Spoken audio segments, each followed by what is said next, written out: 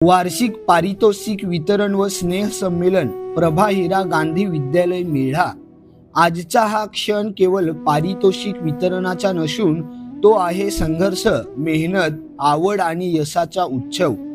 प्रभा हिरा गांधी विद्यालय मेढा येथे पार पडलेल्या या वार्षिक स्नेह संमेलन कार्यक्रमात आपल्याला लाभली आहे अशा मान्यवरांची उपस्थिती जे आपल्या जीवनातून विद्यार्थ्यांसाठी खरी प्रेरणा ठरत आहेत। माननीय श्री राजेश मासमारे, यूट्यूब कलाकार म्हणून ओळख असलेले राजेश मासमारे हे केवळ कलाकार नसून एक यशस्वी शेतकरी सुद्धा आहेत।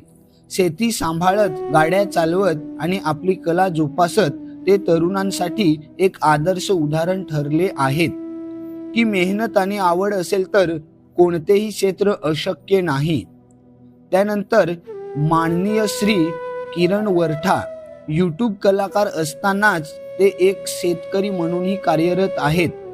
शेतीसोबत आपली कला जोपासत स्वतःची वेगळी ओळख निर्माण करणारे किरण वरठा हे परंपरा आणि आधुनिकतेचा समतोल जपणारे व्यक्तिमत्व आहे। त्यानंतर कुमारी लक्ष्मी सातवी, सध्या 12वी मध्ये शिक्षण घेत असलेली लक्ष्मी सातवी ही एक बहुगुणी विद्यार्थिनी आहे। शिक्षणासोबत यूट्यूब क्षेत्रात कार्य करत आपली आवड सातत्याने जोपासत आहे। शाळा व कॉलेजमध्ये होणाऱ्या प्रत्येक खेळात सहभाग होऊन तिने जिद्द, आत्मविश्वास आणि मेहनतीच्या जोरावर आजपर्यंतचा हा प्रवास यशस्वीपणे पूर्ण केला आहे। ती आज अनेक विद्यार्थ्यांसाठी प्रेरणास्थान ठरत आहे। त्यानंतर श्री नितीन दिवा, एक उत्तम शिक्षक म्हणून कार्यरत असलेले नितीन दिवा हे शिक्षणासोबत समाज माध्यमाच्या माध्यमातून विद्यार्थ्यांना योग्य दिशा देण्याचे कार्य करत आहेत। शिक्षक म्हणून असलेली त्याची बांधिलकी खरोखर प्रेरणास्थानी आहे। श्री रवी सातपुते सर, सध्या शिक्षक म्हणून सेवा देत असतानाच यूट्यूब क्षेत्रातही सक्रिय असलेले रवी सातपुते हे शिक्षण आणि डिजिटल माध्यम यांच्याशी सांगड घालणारे एक आदर्श शिक्षक आहेत। माननीय श्री अरविंद बेंडगा, समाज माध्यमांच्या माध्यमातून ग्रामीण वास्तव, सामाजिक प्रश्न आणि सकारात्मक विचार समाजापर्यंत पोहोचवणारे हे एक प्रेरणादायी व्यक्तिमत्व आहे। विद्यार्थ्यांना स्वप्न पाहायला आणि ती पूर्ण करायला प्रोत्साहन देणारे मार्गदर्शक म्हणजेच अरविंद बेंडगा। या सर्व मान्यवर पाहुण्यांचे जीवनकार्य पाहिले तर एकच संदेश स्पष्ट दिसतो, शिक्षण, मेहनत आणि आवड असेल तर यश नक्की मिळते। विद्यार्थ्यांनी या सर्व व्यक्तिमत्वांकडून प्रेरणा घ्यावी, स्वप्न मोठी पाहावीत आणि ती पूर्ण करण्यासाठी प्रामाणिक प्रयत्न करावेत। हीच या कार्यक्रमाची खरी फलश्रुती आहे। या प्रेरणादायी उपस्थितींसाठी सर्व मान्यवरांचे प्रभा हिरा गांधी विद्यालयाच्या वतीने मनपूर्वक आभार व स्वागत करण्यात आले। यूट्यूब क्षेत्रात गेलीस का सोडून या गाण्यातून त्यांनी या यूट्यूब क्षेत्रामध्ये सुरुवात केली। त्यानंतर एक असं गाणं आलं की त्या गाण्याने पालघरमध्येच नव्हे तर संपूर्ण महाराष्ट्रामध्ये धुमाकूळ घातला आणि ते गाण्याचं नाव आहे अरे दादा हो हळूहळू नाच जा, माझे आयटमला हात नको लावू जा। बघितलं गाणं काय आहे? आणि या गाण्याने खरोखरच सगळ्या महाराष्ट्राला गोव्यापर्यंत हे गाणं गाजलं, सगळीकडे गाजलं आणि या गाण्यातून त्याची खरी ओळख निर्माण झाली। या गाण्यातून त्यांना प्रसिद्धी मिळाली। त्यानंतर त्यांनी थांबायचं नावच घेतलं नाही। त्याच्यानंतर पळसाचं पान, बघितलं का ना? पळसाचं पान असेल, काय रे भाऊ, डाफ्याचा चष्मा, गुलाबाचे फुल, वनस्पती, धीरे धीरे चालगो मैना, त्याच्यानंतर चल साले, मनोरचे बाजारा, अशा अनेक गाण्यातून त्यांना प्रसिद्ध मिळाली आणि सगळी गाणी त्यांनी ठरवली। त्याचबरोबर नागपूर या ठिकाणी झालेलं ट्रायबल फॅशन शो म्हणजे आदिवासी पारंपरिक वेशभूषेमध्ये त्यांचा 3रा क्रमांक आला आणि संपूर्ण पालघर जिल्ह्याचं कलाकार त्यांच्याकडे सुद्धा एक गाडी आहे, ते पण गाडी चालवतात। त्यांची सुद्धा शेती, आता त्यांनी बघितलं तर त्यांनी शेती लावलेली आहे। त्याच्यामध्ये मळ्याची शेती ज्याला कोथिंबीर असेल किंवा आपला पालक असेल, मेथी असेल, अशा मुळा असेल, अशी शेती त्यांनी केलेली आहे। ते पण एक चांगले शेतकरी आहेत। म्हणजे हे सगळे आपले आदिवासी, आपली माणसं आहे।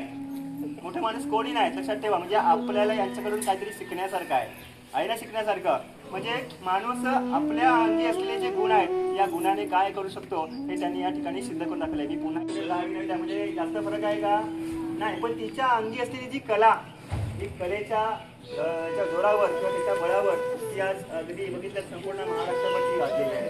तर असे बघितलं तर तिचं नाव आहे लक्ष्मी सातवी. अगदी आपल्या महालक्ष्मी दादूचे महालक्ष्मी मंदिर आहे तिथं अगदी घर आहे आणि लहानपणापासून असं नृत्याचं अतिशय आवड दिला आणि त्याच्या जोरावर आणि आपल्या कलेच्या जोरावर ती या चित्राद्वारे आणि पहिल्यांदा तिने भानगड नावाची शॉर्ट फिल्म तुम्ही बघितली असेल, त्या शॉर्ट फिल्ममध्ये तिने पदार्पण केलं आणि ही फिल्म शॉर्ट फिल्म अतिशय नावारूपाला आली आणि त्याच्यानंतर तिने अनेक गाण्यातून आपली भूमिका, आपला अभिनय आणि आपल्या नृत्य याच्या जोरावर प्रेक्षकांच्या मनामध्ये तिने घर केलं. आज बघितलं तर 100पेक्षा जास्त तिची गाणी 12वीला आहेत. एका साईडने अभ्यास पण करते, कॉलेज पण करते आणि आपली कला आहे ती कला पण जोपासते. 100पेक्षा जास्त गाणी केले आणि तिची सुद्धा अनेक अशी फेमस गाणी आहेत. त्याच्यामध्ये सांगायचं झालं तर त्याच्यामध्ये बागेत फुल मोगऱ्याचं, रुमसेवाला, सुवासी मोगरा अशी अनेक गाणी तिच्या आहेत. आणि त्याचबरोबर ज्या ठिकाणी नागपूरला जो नागपूर ट्रायबल फॅशन शो झाला त्याच्यामध्ये ती पार्टिसिपेट झाली. त्याचबरोबर ज्या बिरसा कला संघाची जी नृत्य स्पर्धा झाली त्याच्यामध्ये प्रथम क्रमांक आला. त्याच्यामध्ये तिला सुद्धा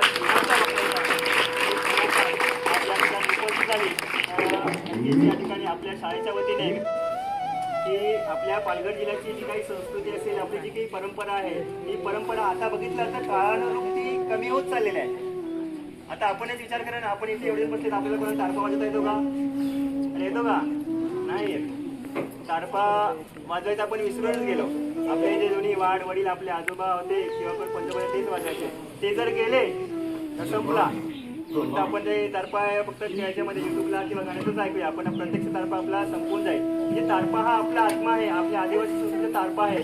आणि हा तारपा अशी जी काही संस्कृती आहे त्याच्यामध्ये आपले बघितलं तर निसर्ग आपला देव आहे आणि निसर्ग देवता अनेक अशा देवता आहेत. त्या आपण निसर्गाला गुरु म्हणून गुरु म्हणून आपण तिची पूजा करत असतो. पण अशा अनेक गोष्टी आपल्या निसर्गात लपलेल्या आहेत. ह्या सगळ्या आपल्या लोकांपर्यंत पोहोचवण्यासाठी असा एक कलाकार आहे तो सदैव काम करतो.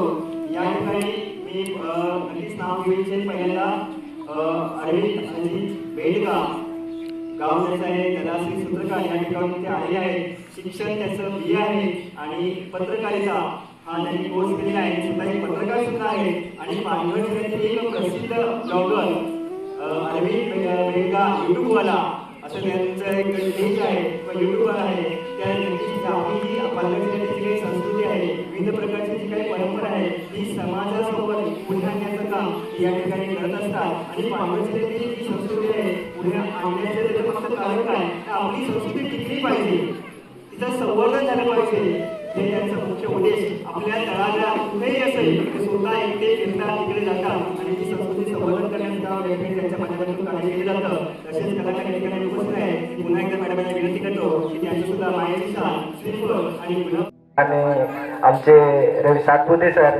बाकीच्यांचे नाव माहीत नाही, समाज हवे तरी पण पूर्ण स्टाफचं सर्वात मनपूर्वक आभार व्यक्त करतो. आणि त्याचबरोबर आपल्याला माहिती आहे या ठिकाणी जंगल भाग भरपूर आहे. एखादं झाड जर टेकडीवर जरी असेल तरी ते हिरवगार असतं ना, पण त्याचा मेन मुद्दा काय असतो की जे त्याचं मेन मूल असतं ते खोलपर्यंत आत गेलेलं असतं आणि त्याच्या माध्यमातून जे झाडाला वरपर्यंत जे काही गरजा असतं, पाणी पुरवत असतं, त्याची मुलं ते झाड हिरवगार असतं. तसेच या शाळेच्या मुख्याध्यापक मॅडम सुद्धा त्या मुलासारख्या आहेत आणि त्या फांद्यासारख्या इथल्या पूर्ण शिक्षक स्टाफ आहे आणि त्या फांद्यांची पानं तुम्ही आहेत म्हणून सर्व आनंदात आहेत असं मला तरी वाटते पाहून या ठिकाणी. तर आताच रवी सर तुम्हाला बोलले की तुमच्या समोर जे राजाबू कलाकार आहेत राजेश पासमारे, त्यांच्या गाड्या आहेत, बंगला आहे, जे सर बोलले याच्या मागे खूप मोठं कारण आहे. कारण माझं शिक्षण गरिबाच्या परिस्थितीमध्ये काही जास्त झालं नाही. माझं शिक्षण खूप कमी आहे, 5वी पास आहे फक्त मी, शिक्षण खूप कमी आहे. तर याच्या मागचं एक कारण आहे की आपल्या गावात एखादा साधू, तुम्हाला माहिती ना बुवा, हा तो साधू आलेला, साधू येऊन भिक्षा मागायला लागलेला. तांदूळ घेतात ना ते, तो महाराज आलेले होते, त्यांना तांदूळ दिले. ते म्हणा तुमचा पोरगा खूप मोठा होईल, कुठेतरी तुमचं नाव पुढे नेईल. मी आतमध्ये गेलो, हसायलो, 5वी शिकलेला मी काय करणार आहे. परंतु ते महाराजाने ते काय बोलले त्याच्याकडे मी लक्ष नाही दिलं. पण माझ्या आईला माझ्यावर विश्वास आहे का तू काहीतरी करशील आयुष्यात, म्हणून मी तो शब्द लक्षात ठेवून तू मनात ठरवलं की नक्की मला काहीतरी करायचं आहे. तर मी पहिल्यांदा ड्रायव्हर लाईनमध्ये गेलो. तिथे मी ड्रायव्हरिंग शिकलो. मला ती गाडीची लाईन लागली. आपल्या 1 नाही 2 3 4 गाड्या झाल्या. त्याच्यानंतर मी शेतकरी असून सुद्धा शेती कशी केली जाते. आपण नुसतं भात पिकवतो, परंतु भाजीपाला असेल, मिरची कुठल्या पद्धतीने केली जाते. रमेशदादा कात्रे सर, त्यांच्यासोबत माझी मैत्री झाली. त्यांच्याकडून मी कला शिकलो आणि त्या क्षेत्रात असं हळूहळू असतं ना, ते काय म्हणतात, ज्यांची आपण मैत्री करू त्याच फळ आपल्याला भेटेल, नाही काय. हा, जैशी संगत वैशी पंगत, बरोबर ना. जशी आपण संगत धरू तशी आपली पंगत. तर त्यांच्याकडून ते शिकलो. मला एकच गोष्ट होती की आईने जो बोललेला मला शब्द होता तो पालायचा नंतर मी मनात ही पाण्याची बॉटल आहे. इथं आता मी ठरवणार याला किती 10 मोजल्यानंतर ही ऑटोमॅटिक पडेल का नाही. बघा आता, हा सर्वांनी मोजायचं आहे. 1 2 3 4 5 6 7 8 9 10. पडली का नाही. मग विचार करून होत नाही, त्याला काहीतरी करावं लागेल, बरोबर का नाही. टाकल्यावर जर पडली का नाही ती, तर आपण खूप छान उत्साह करून दिला की मला 10वीला 90% मिळवायचे आहेत, पण रोज झोपून राहिलं. नुसतं स्वप्न बघितलं 90%चं, पण जर पुस्तकच उघडून नाही बघितलं तर 90% मिळणार आहेत का आपल्याला. नाही. तशी ती बघा, ती बॉटल पडण्यासाठी तुम्ही बॉटल पडणार आहे, हो पडणार आहे, पण ती बॉटल पाडण्यासाठी कोणाला पाडायला लागणार आहे. ती आपल्यालाच पाडायला लागणार आहे ना. म्हणजे त्यासाठी करावं लागलं काहीतरी. माननीय अधीक्षिका मॅडम आणि इथे सर्व शिक्षक वर्गांना, वर्गाचे सर्व शिक्षक वर्गांचे मी आभार मानतो, कारण की त्यांनी आज आम्हाला इथे आमंत्रित केलं आणि तुमचं प्रेम बघायला भेटलं. बरे आहेत ना. तर बाकीचे कलाकार आहेत ते तुम्हाला सप्ताहरूपात सहकार्य तर करतीलच आणि मार्गदर्शन करतीलच. तुम्ही गाणे ऐकता ना माझे, तर मी गाण्याच्या संदर्भात तुम्हाला मार्गदर्शन करू का. माझ्या मागे बोला, हो का, चालेल ना. जोरात बोला.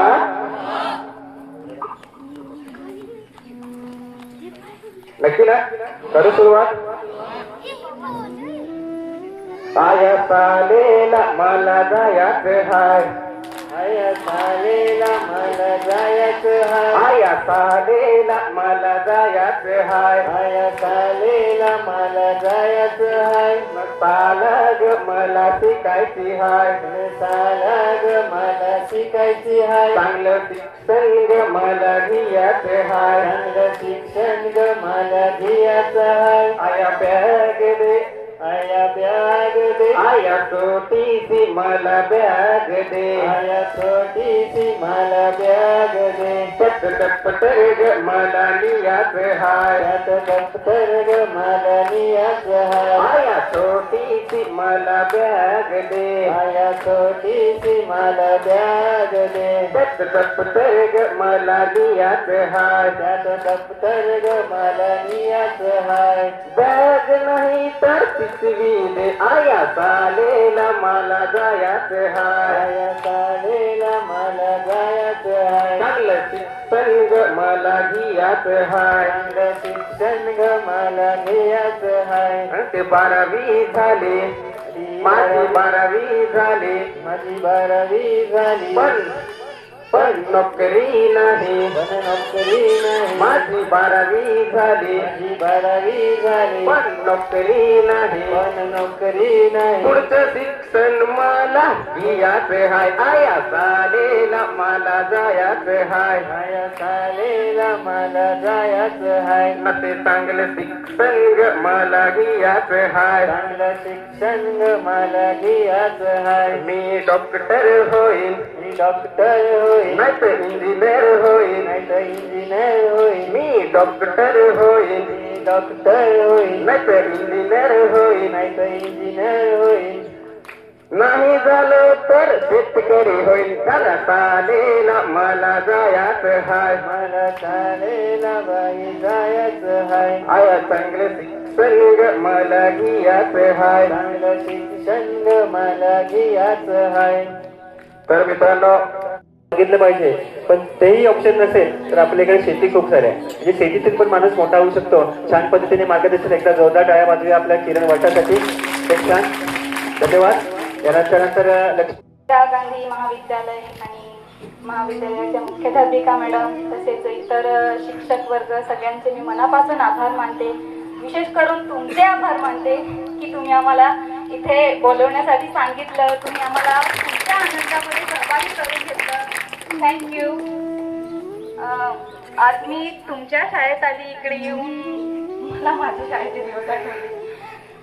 आमच्या शाळेत पण असेच कुठले पण कार्यक्रम असले की प्रत्येक कार्यक्रमात सहभाग घ्यायची मी. ते नंतर सांस्कृतिक कार्यक्रम असो, रांगोळी स्पर्धा असो, काही ड्रॉइंग कॉम्पिटिशन काही पण असलं तरी मी सहभाग घ्यायची. आज तुम्हाला बघून मला माझे ते दिवस आठवले. तुम्ही युट्यूबवरती माझे सॉंग्स बघत असतील ना?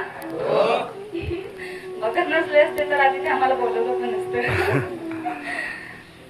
पण सरांनी जसं सांगितलं तसं मी फक्त ते सॉंग्स मध्ये काम करते असं नाही. मी अजून शिकते, अजून कॉलेज करते, 12वीला आहे अजून. म्हणजे माझ्या शिक्षणाबरोबर मी हे सुद्धा करते. कारण डान्स, ऍक्टिंग असो किंवा डान्स असो ही माझी आवड आहे आणि शिक्षण हे माझ्या भविष्यासाठी उपयोगी आहे. त्याचा मला भविष्यात काही ना काहीतरी उपयोग होईल म्हणून मी माझ्या शिक्षणाबरोबर माझ्या आवडीनिवडी सुद्धा पूर्ण करते.